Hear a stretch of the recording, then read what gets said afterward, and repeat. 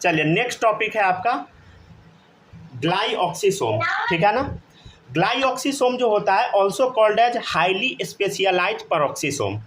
देखिए ये जो पेरोक्सीसोम है ना, ये अगर बहुत ज़्यादा स्पेशलाइज हो जाता है तो उसको हम क्या बोलते हैं बताइए, ग्लाइऑक्सीसोम। स्पेशलाइज मतलब समझते हैं आप, जैसे मान लीजिए हम लोग के यहाँ जो डॉक्टर होता है कैसा होता है, उस सब बीमारी का इलाज करने लगता है, समझ गया ना। जो बीमारी का पेशेंट आ गया सबका इलाज कर देगा। बताइए क्या वो किसी बीमारी का इलाज कर पाएगा? इसका जवाब है नहीं। समझ गया ना। ठीक है ना। तो वो क्या है बताइए, जनरलाइज है। जनरलाइज मतलब समझ गया ना, अपने यहाँ जितना डॉक्टर बैठता है ना, मोर देन 90% सब जनरलाइज है। मतलब कुछ भी पेट दर्द हुआ, माथा दर्द हुआ, कुछ भी कैंसर हो गया, माइग्रेन हो गया, पैर टूट गया, सबका इलाज करने लगता है, समझ गया। क्या हकीकत में उसको कुछ आता है? कुछ नहीं आता है, सबका थोड़ा बहुत आता है, समझ गया। इवन हम ही है, जैसे हम अभी पढ़ाते हैं, अगर आप हमसे 9-10 वाला पढ़िएगा तो साइंस आता है, अच्छे से करा देते हैं, मैथ भी करा देते हैं, लेकिन क्या हम स्पेशलाइज है? इसका आंसर है नहीं। या अभी हम पढ़ा रहे हैं, तीनों करा रहे हैं, समझ गया ना। तो अभी हम स्पेशलाइज नहीं है, समझ गया ना। कुछ टाइम बाद हम जूलॉजी पढ़ाने लगेंगे या कुछ भी पढ़ाएंगे, तब हम क्या होंगे बताइए, स्पेशलाइज हो जाएंगे, समझ गया ना। अभी मेरा जूलॉजी एमएससी चल रहा है, फाइनल हो जाएगा तो जूलॉजी से हम क्या हो जाएंगे बताइए, स्पेशलाइज। मतलब हम बेस्ट तरीके से आपको जूलॉजी समझा सकते हैं, इसका मतलब ये होगा, ठीक है ना। तो वही होता है स्पेशलाइज, मतलब हम कोई भी पार्टिकुलर काम करेंगे। जैसे किडनी का डॉक्टर क्या करेगा? सिर्फ किडनी का इलाज। हार्ट का क्या करेगा? सिर्फ हार्ट का इलाज, समझ गया। तो वैसे ही ये सेल है, स्पेशलाइज हो गया मतलब कुछ स्पेशल काम करेगा, समझ गया ना। Present only in plant cell, ठीक है ना। Exclusively present in germinating fatty seed like castor groundnut, ठीक है ना। जो कैस्टर का सीड होता है, ग्राउंड नट, समझ गया ना, इसका जो सीड होता है जब वो जर्मिनेट कर रहा होता है, समझ गया ना, तो वहाँ पे प्रेजेंट होता है, समझ गया ना। ये क्या करता है? कन्वर्ट करता है फैट को कार्बोहाइड्रेट में। मतलब फैट को क्या करता है? कार्बोहाइड्रेट में कन्वर्ट करता है। इसको हम ग्लाइऑक्जेलेट साइकिल बोलते हैं। क्या बोलते हैं बताइए? ग्लाइऑक्जेलेट साइकिल।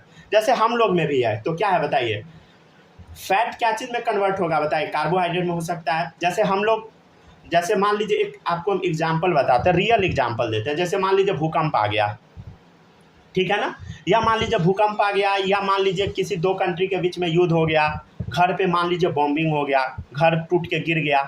अगर मान लीजिए जिंदा बच गए, ठीक है ना, मान लीजिए बेड के अंदर घुस गए, ठीक है ना, बचना तो बहुत मुश्किल है, लेकिन मान लीजिए अगर जिंदा बच गए, ठीक है ना, तो अगर बेड के अंदर घुस गए, पैर हाथ नहीं टूटा, ऐसे ही जिंदा बचे हुए हैं, तो क्या होगा? मान लीजिए हेल्प नहीं आया, हेल्प आने में थोड़ा समय लग गया, 10 दिन 15 दिन बाद घर का मलबा हटा, तो क्या होगा? अगर आपके बॉडी में फैट जमा रहेगा, अगर आप मोटे रहिएगा तो 10-15 दिन आप सर्वाइव कर सकते हैं, लेकिन अगर आप पतले रहिएगा तो गए। समझ गया ना, पहले टे बोल दीजिएगा, समझ गया ना। तो फैट बहुत इंपॉर्टेंट होता है। फैट जो होता है वो पूरा समझिए, फैट कार्बोहाइड्रेट में कन्वर्ट होकर एनर्जी निकाल देता है, समझ गया ना। मतलब सब आप काम कर सकते हैं, समझ गया ना। हाँ हाँ सही सुन रहे हैं आप, समझ गया ना। तो अब इसका मतलब ये नहीं है कि बर्गर खाना स्टार्ट कर देना है, समझ गया ना। मतलब एक कंडीशन बताए हैं, समझ गया ना। मतलब जो मोटा आदमी है ज़्यादा दिन सर्वाइव कर सकता है, ठीक है ना। चलिए देखिएगा नेक्स्ट है, चलिए नेक्स्ट है spherosome. Present only in plant cell, ठीक है ना, ये सिर्फ प्लांट सेल में मिलेगा, ठीक है। Synthesis and storage of lipid like cutin suberin, ठीक है, उसको कौन बनाएगा और स्टोर करेगा? स्पेरोसोम, ठीक है ना। चलिए पढ़ते चलिए, मतलब समझ रहे हैं ना, एडवर्स कंडीशन में मम्मी लोग ज़्यादा सर्वाइव करेगी।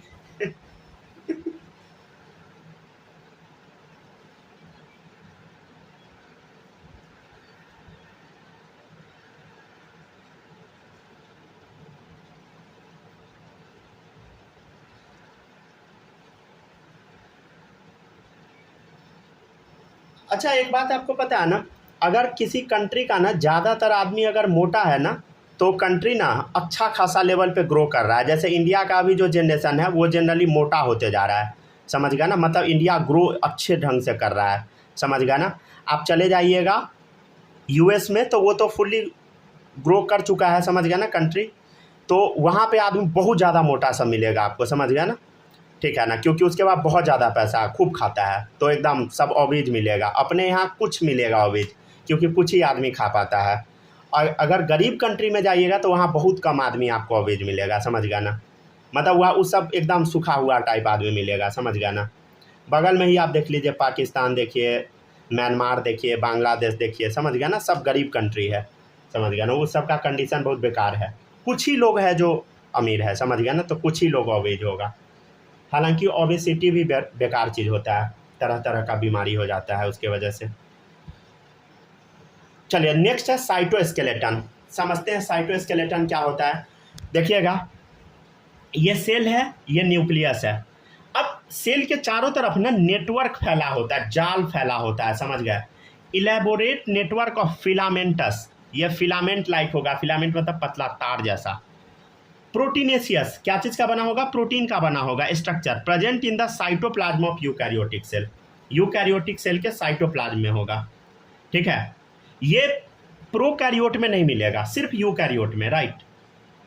साइटोस्केलेटन जो होता है बहुत सारा काम करता है, मैकेनिकल सपोर्ट देता है सेल को, मोटिलिटी मूव करने में मदद करता है, सेल डिवीजन में, maintenance of shape of the cell, cell के शेप को मेंटेन करके रखता है। देखिए प्रोटीन के आधार पे साइटोस्केलेटल में ना 3 कंपोनेंट होता है, माइक्रोट्यूब्यूल, माइक्रोफिलामेंट, इंटरमीडिएट फिलामेंट। ये तीनों क्या होता है बताते हैं, पहले इतना पढ़िए, ठीक है ना, ऊपर से ही पढ़ते चलिए।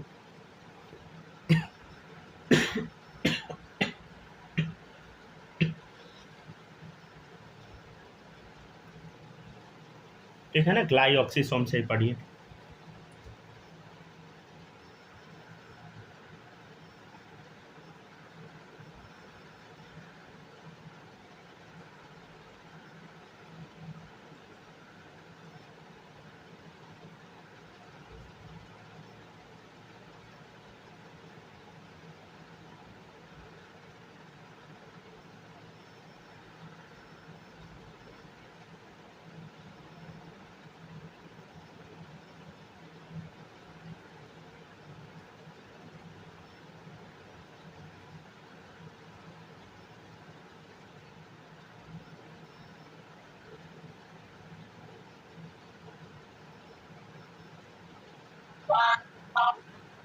हो गया, पढ़ लिए।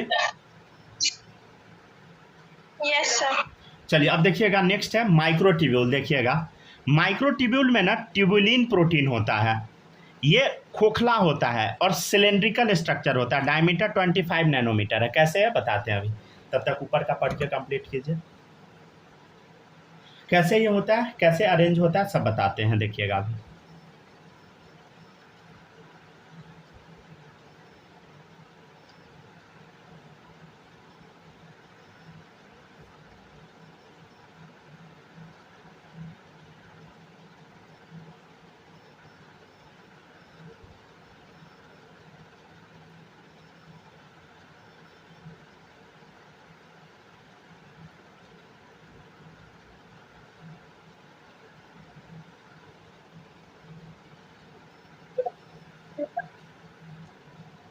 सर हो गया ना, पढ़ लिए ना। चलिए अब देखिएगा, नेक्स्ट है, यहाँ तक देख लिया ना माइक्रोट्यूब्यूल। अब नेक्स्ट है, देखिएगा माइक्रोट्यूब्यूल अरेंज कैसे होता है समझते हैं हम लोग, ठीक है ना।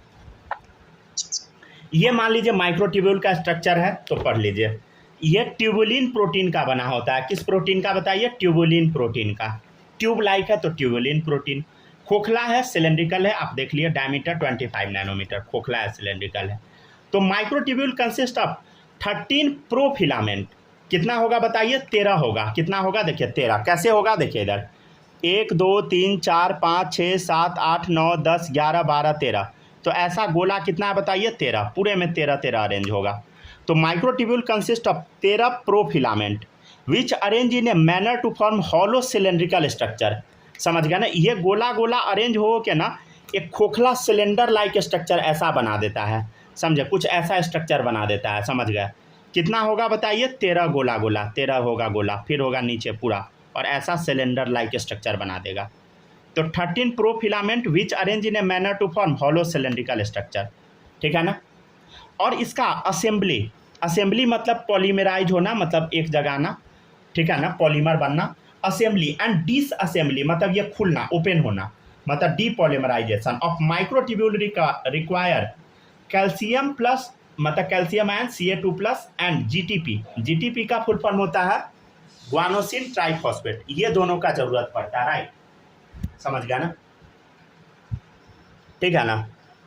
तो assembly and disassembly of microtubule require calcium ion and GTP, समझ गया ना, ठीक है ना। इसका पॉलीमराइजेशन करना, एक जगह करना, अलग करने के लिए दो चीज़ का जरूरत पड़ता है, कैल्शियम और जीटीपी का, समझ गया ना। और देखिए आगे क्या है, समझते हैं हम लोग। नेक्स्ट देखिएगा, नेक्स्ट आपके सामने ये स्ट्रक्चर बना हुआ है, समझते हैं अब हम इसको। देखिएगा ये है क्रोमोसोम, ठीक है ना, ये है क्रोमोसोम, हाँ सर क्रोमोसोम है। यहाँ पे ना स्पेशल सेल ऑर्गेनेल होता है जिसका नाम, सेल ऑर्गेनेल नहीं बोलिए, सीधे कंपोनेंट बोल दीजिए। सेल के अंदर कंपोनेंट होता है जिसका नाम है सेंट्रियोल। क्या बोल दीजिए बताइए, सेंट्रियोल है, ठीक है ना, सेंट्रियोल है, एक ऊपर एक नीचे, ठीक है ना। सेंट्रियोल कुछ ऐसा अरेंज होता है, समझ गए, मतलब कुछ ऐसा, रुक जाइए हाथ पे बताते हैं, ऐसा और 90 डिग्री पे, मतलब कुछ ऐसा होता है, समझ गया ना, ऐसा, ठीक है ना, समझ गया ना, ऐसा होता है सेंट्रियोल, ठीक है ना। तो ये है सेंट्रियोल, राइट। देखिएगा तो सेंट्रियोल कुछ ऐसा होता है, समझ गया ना, एक ऊपर है एक नीचे है। ये जो सेंट्रियोल है ना, यही क्या करता है ना, ये क्रोमोसोम है ना, इसको पकड़ के तोड़ता है, इसको तोड़ता है, समझ गया ना। ये मान लीजिए क्रोमोसोम है तो इसको बीच से तोड़ेगा कौन, सेंट्रियोल तोड़ता है। अब तोड़ने के लिए रस्सी चाहिए, तो जो रस्सी होता है स्पिंडल फाइबर का बना होता है, समझ गए। और रस्सी जो होता है एक्चुअल में स्पिंडल फाइबर होता है जो कि माइक्रोट्यूब्यूल का बना होता है, समझ गया ना। ये जो रस्सी स्पिंडल फाइबर है, और ये क्या चीज़ का बना है स्पिंडल फाइबर, बता, माइक्रोट्यूब्यूल का, समझ गया ना, ताकि क्रोमोसोम टूट के अलग होगा, समझ गया ना। मतलब स्पिंडल फाइबर का इंपॉर्टेंट रोल है, मतलब माइक्रोट्यूब्यूल का इंपॉर्टेंट रोल है, समझ गया। तो फंक्शन क्या हुआ माइक्रोट्यूब्यूल का, help in formation of spindle fibre, spindle fibre बनाएगा। Help in anaphasic movement of chromosome, ये जो मूवमेंट है ना इसको हम एनाफेजिक मूवमेंट बोलते हैं। हेल्प इन फॉर्मेशन ऑफ, देखिए ये सीलिया, फ्लैजेला, सेंट्रियोल, बेसल बॉडी बनाएगा। ये सब चारों क्या होता है आगे आपको बताया जाएगा, समझ गया ना, पहले इतना पढ़िए।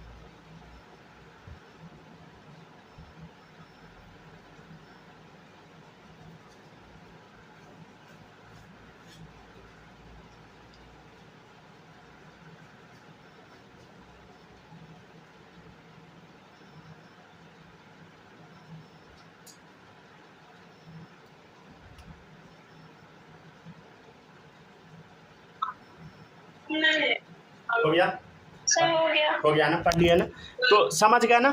तो ये चारों चीज़ बनाता है। कैसे बनाता है बाद में हम देखेंगे। और ये क्या क्या करता है देखिएगा, help in intercellular transport, cell के अंदर अगर कुछ चीज़ घुमाना होगा तो ये ट्रांसपोर्ट करवा देगा, ठीक है। जैसे transport of golgian vesicle to the cell wall, cell wall के पास गोल्जियन वेसाइकल ले जाना है तो ले जाएगा, ठीक है ना।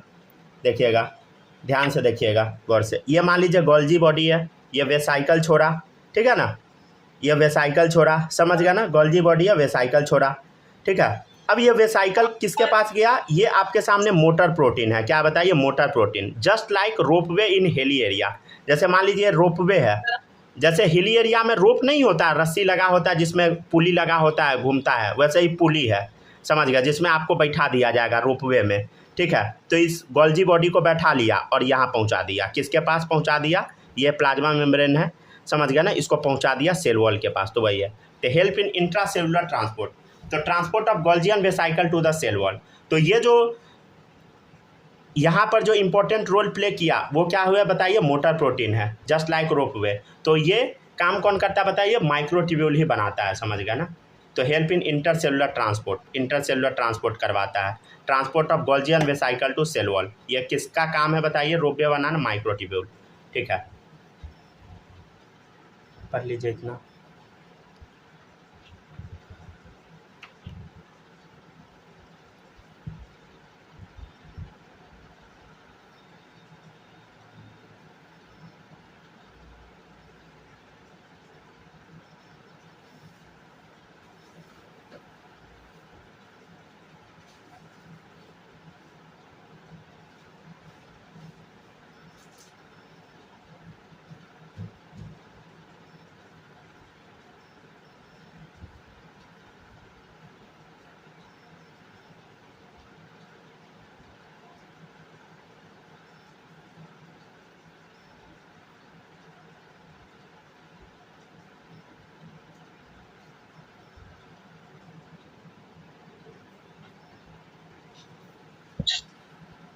हो गया।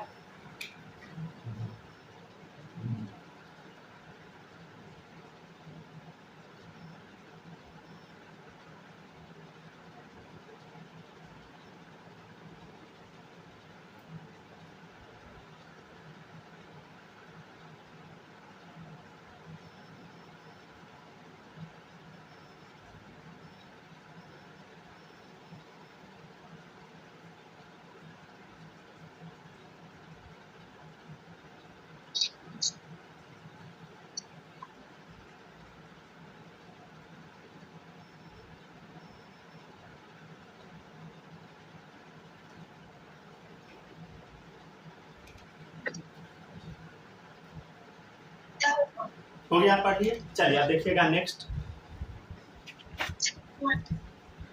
देखिएगा। तो आपको हम क्या बता दिए सबसे पहले,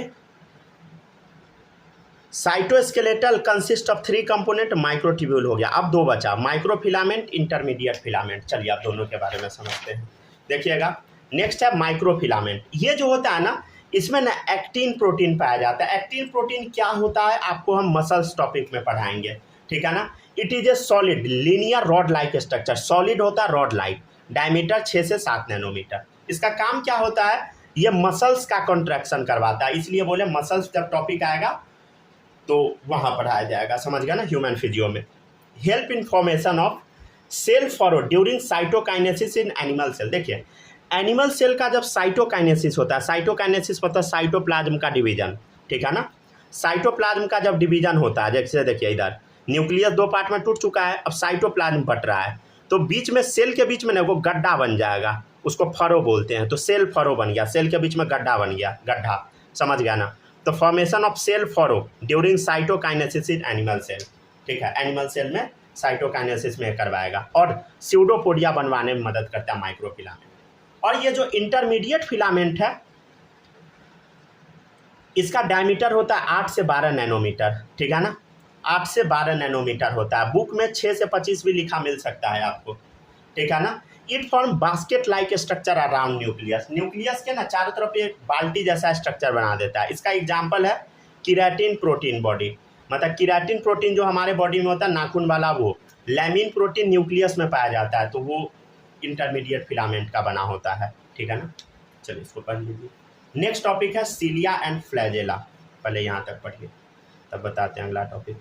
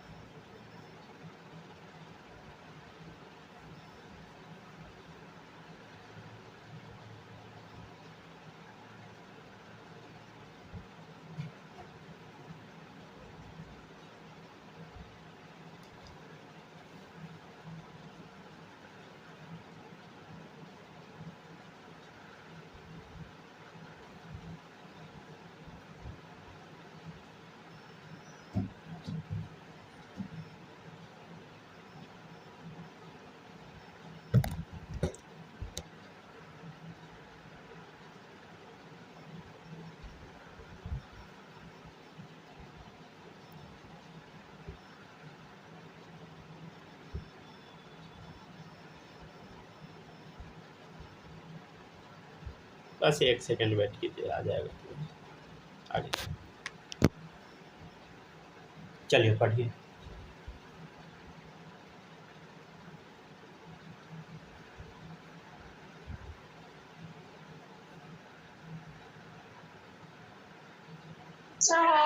हो गया, पढ़ लिया ना।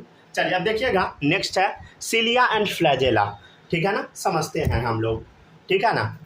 देखिएगा सीलिया और फ्लैजेला जो होता है ना, हेयर लाइक आउटग्रोथ होता है, जो कि प्लाज्मा मेम्ब्रेन से अराइज होता है। कहाँ से होता है ये भी याद रखिएगा, प्लाज्मा मेम्ब्रेन से, ठीक है ना, सेल वॉल से नहीं, ठीक है। Cilia and flagella originate from a structure called as basal body या ब्लीफेरोप्लास्ट, ठीक है ना। जैसे मान लीजिए प्लाज्मा मेम्ब्रेन है, तो यहाँ पे बेसल बॉडी है, राइट, ये क्या है, बेसल बॉडी, ये सेंट्रियोल के जैसा होता है बेसल बॉडी। तो यहीं से एक्चुअली सिलिया और फ्लैजेला अराइज होता है।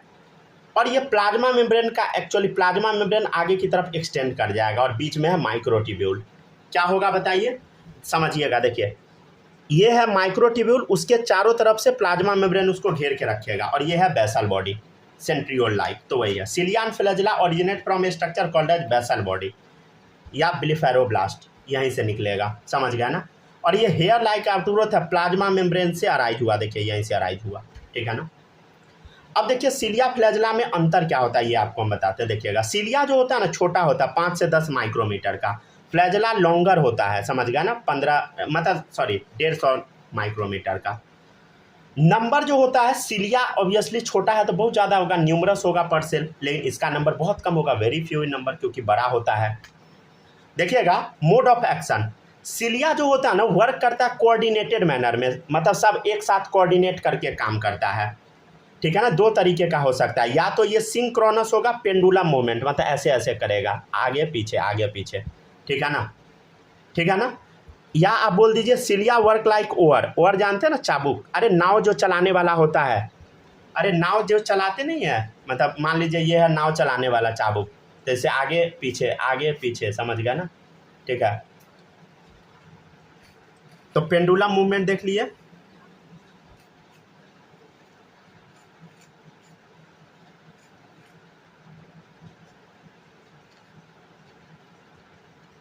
ठीक है, या तो क्या होगा मेटाक्रोनस मूवमेंट, तो पेंडुलम मूवमेंट जान गए आगे पीछे वाला। अब नेक्स्ट है मेटाक्रोनस मूवमेंट, देखिएगा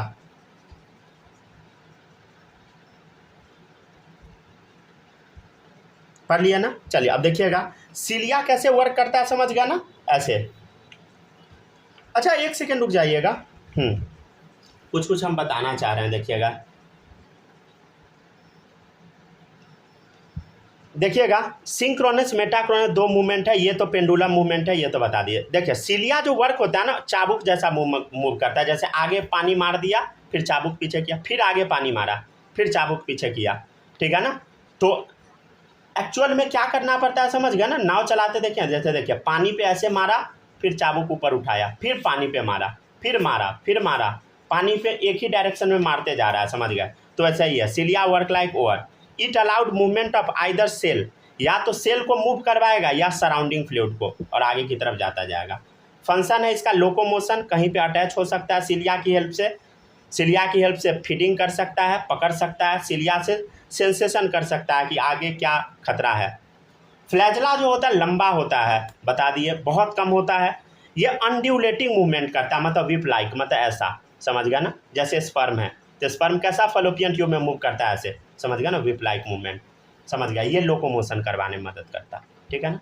चलिए पढ़िए तो सिलिया एंड फ्लैजेला, ठीक है। ये टॉपिक हटाते हैं, हाँ अब पढ़ लीजिए, पूरा आ जाएगा।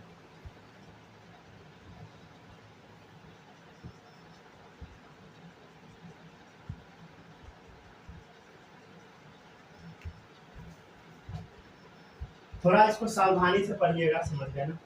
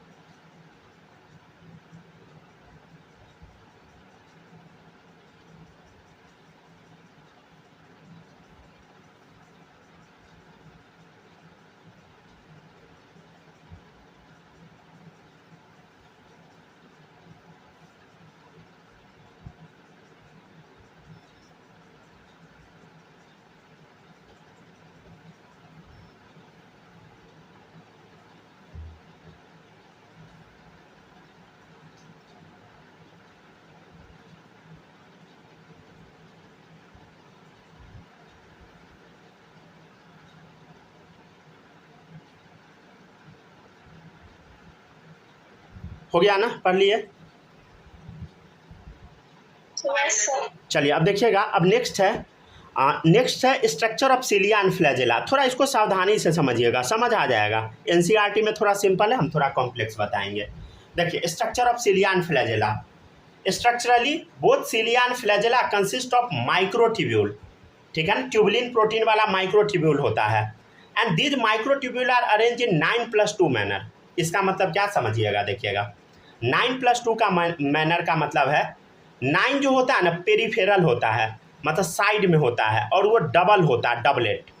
देखिए 1 2 3 4 5 6 7 8 9 कितना है, देखिए इधर यहाँ से शुरू कर 1 2 3 4 5 6 7 8 9, समझ गया ना। तो 9 क्या है, पेरिफेरल। पेरिफेरल मतलब समझते हैं ना, साइड में, समझ गया ना, पेरीफेरी पे। तो ये पेरिफेरल है, और ये डबलेट है। डबलेट मतलब देखिए 2 है सब, जिसका नेमिंग हम कैसे करेंगे, A B, A complete B आधा, ए कंप्लीट बी आधा, ऐसा, समझ गया ना, ठीक है। और 2 जो होगा वो सेंट्रल है, बीच में होगा, और सिंगलेट होगा, सिंगल होगा। तो देखिए 2 सिंगलेट है, समझ गया ना। मतलब हम क्या समझ रहे हैं, देखिए इधर ये है साइटोप्लाज्म, अंदर में प्लाज्मा मेम्ब्रेन बाहर निकल गया। ये है माइक्रोट्यूब्यूल, इसको हम बीच से कट किए, समझ गया ना। तो बाहर तो प्लाज्मा मेम्ब्रेन होगा गोला सा, समझ गए, तो बाहर क्या है, प्लाज्मा मेम्ब्रेन, और अंदर में जो माइक्रोट्यूब्यूल है उसका स्ट्रक्चर हम पढ़ रहे हैं। तो पहले ऊपर का पढ़िए, 2 लाइन पढ़ लीजिए, फिर स्ट्रक्चर बताते हैं एकदम डिटेल में।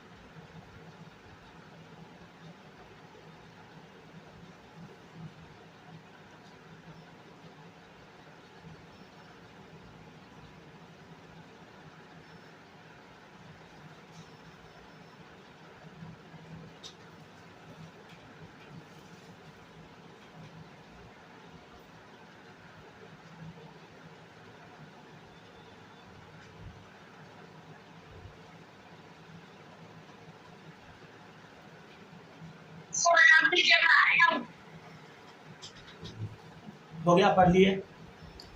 चलिए अब आगे बढ़ते हैं। अब देखिएगा नेक्स्ट, इसको हम समझ लेते हैं, ठीक है, अच्छे से देखिएगा। तो ये है प्लाज्मा मेम्ब्रेन, अंदर में क्या है बताइए, अंदर में है ट्यूबुलिन प्रोटीन का माइक्रोट्यूब्यूल। इसको हम थोड़ा सा डिटेल में देख लेते हैं, ठीक है ना, कैसा होता है। तो देखिए हम क्या बताए हैं, ये जो सेंट्रल वाला है 2 है, और ये सिंगलेट है, तो सिंगलेट है, सेंट्रल सिंगलेट। और इस दोनों को बीच में जो जोड़ने वाला है वो इंटर सिंगलेट ब्रिज है। बीच में जो जोड़ेगा क्या है बताइए, इंटर सिंगलेट ब्रिज, राइट, ठीक है ना। अब हम आगे बढ़ते हैं, देखिएगा जो भी स्ट्रक्चर जो आप अंदर में देख रहे हैं ना, core of cilia and flagella, मतलब इनसाइड प्लाज्मा मेम्ब्रेन, ये जो प्लाज्मा मेम्ब्रेन के अंदर जो आप चीज़ देख रहे हैं इसको हम एक्सोनिम भी बोलते हैं। तो core of cilia and flagella को एक्सोनिम बोला जाता है, इनसाइड प्लाज्मा मेम्ब्रेन, ठीक है ना, प्लाज्मा मेम्ब्रेन के अंदर वाला। चलिए अब हम समझते हैं क्या क्या है। देखिए साइड में जो होता है पेरिफेरल डबलेट होता है, डबलेट आपको दिख रहा है ए बी, ठीक है ना। अब इस डबलेट को ना जोड़ा जाता है एक ब्रिज से, देखिए ए बी से जुड़ा होगा, देखिए ए बी से जुड़ा है, देखिए ए बी से, ए बी से, ए बी से, ए बी से, ए बी से, ए बी से, ए बी से, समझ गया ना। तो पेरिफेरल डबलेट से, और इसको जोड़ने वाला जो ब्रिज है इंटर डबलेट ब्रिज है। ए बी से जोड़ा तो नाम क्या पड़ गया, ए बी लिंकर ब्रिज या नेक्सिन प्रोटीन, ठीक है, समझ गया ना। अब देखिएगा ये जो आप देख रहे हैं इससे ना स्पोक निकला हुआ, जैसे साइकिल के चक्का में स्पोक होता है ना, वैसा निकला हुआ है, और ये अंदर की तरफ जा रहा है रेडियली, तो इसका नाम पड़ गया रेडियल स्पोक। इसको हम बोलते हैं रेडियली जाना, ठीक है ना। देखिएगा अब ए वाला जो है, ठीक है ना, ए वाला जो आप देख रहे हैं, मतलब ये जो इंटर डबलेट ब्रिज आप देख रहे हैं ना, इंटर डबलेट ब्रिज है, ए बी लिंकर ब्रिज, इसके बाहर 3 गो आउटर आर्म है। आउटर आर्म कितना है 3, और 2 इनर आर्म है, इनर आर्म है 2, ठीक है। और ये बना होता है डायनिन प्रोटीन का, और ये एटीपीएज एक्टिविटी करता है, समझ गया ना। और ये मायोसिन के सिमिलर होता है, मतलब मसल्स वाला सिमिलर है। और यहाँ पे एटीपी एक्चुअली तोड़ा जाता है, कैसे तोड़ा जाता है वो सब अभी नहीं पढ़ना है, ठीक है ना। और इसको कवर करने के लिए ना एक सेंट्रल सीथ होता है, कवर, तो इसका नाम है सेंट्रल सीथ, इसका कवर है सेंट्रल सीथ, ठीक है ना। तो ये हुआ आपका सिलिया एंड फ्लैजेला। पढ़िए तो इसको अच्छे से, तो जाइए इसका फोटो देते हैं अच्छे से। पढ़िए तो।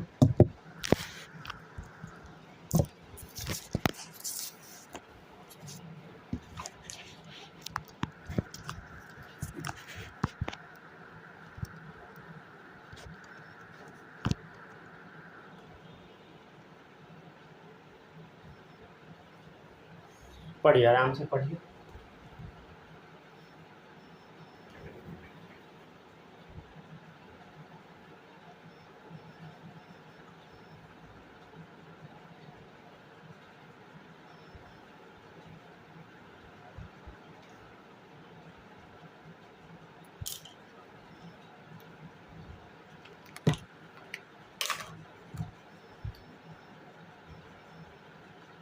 सर हो गया।